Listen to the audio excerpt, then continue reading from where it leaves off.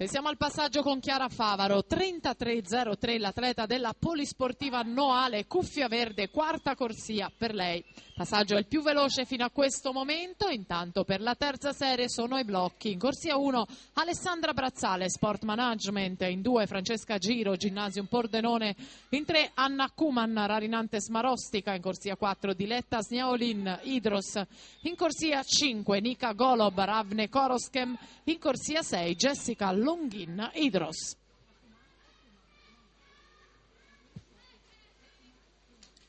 E rimane avanti Chiara Favaro, 1:11.65, vince la sua serie, la quarta, e va al comando della classifica grazie al suo nuovo primato personale. Terza serie pronta alla partenza.